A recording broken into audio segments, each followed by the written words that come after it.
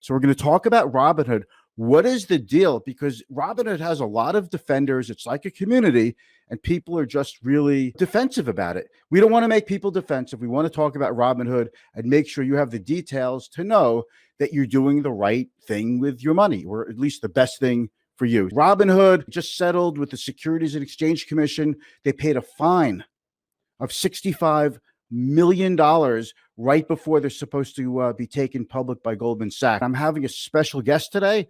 Her name is Rebecca Brooks. She empowers women to achieve financial freedom. I'm a financial coach. I focus a lot on helping women in particular and empowering them to achieve financial wellness, get to financial freedom. I spend most of my time more on creating the cash flow to get to where you can invest consciously, but dealing with a lot of people who are considering the DIY approach.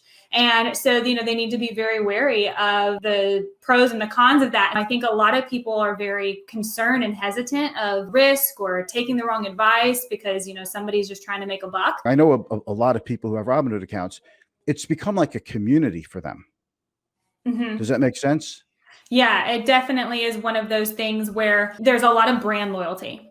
They have really found this amazing way to, I think, market the platform and to bring people into this fold where it definitely is very tight knit. And people, like you mentioned earlier, they can get a little bit defensive when they feel like somebody's speaking against it. I don't knock anyone who uses Robinhood, but even after this fine, Robinhood still took in $35 million more than what Robinhood clients saved in commissions. Are you better off using an E-Trade or a Schwab because they're offering free trades now? Also, everybody wants this thing called order flow. So when consumers like us, when we buy and sell stocks, those trades have to go somewhere, and there's a tiny bit of money to be made on each trade. Mm-hmm. But if you can get a massive amount of volume and scale it up using technology, then the dollars start to add up. Mm-hmm. So there's a fight for order flow. Where it really gets interesting with Robinhood is the way that they're using notifications, those human behavioral tactics to... behavioral engineering, social engineering. That's the term, social engineering. Exactly. You're encouraged to spend so much time on the app making trades. What we were hearing in the comment of the post today was that it was getting so much for this one gentleman. He was like, I was on the app 10, 20 times a day.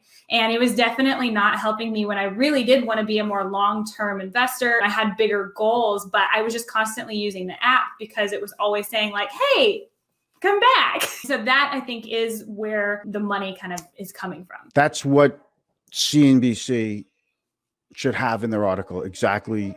I think the way you said it is perfect. It's like any other social media. They've learned how to give you that little dopamine hit constantly. Some other people were talking about, well, the risks are what they are and, comparing it to gambling. And it's like, but when we start thinking that investing is gambling,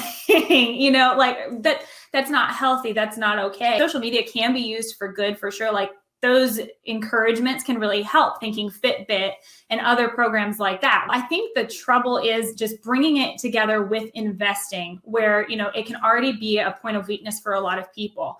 And so it's just this recipe where they really need to toe a line here to make sure that they don't make more trouble for themselves.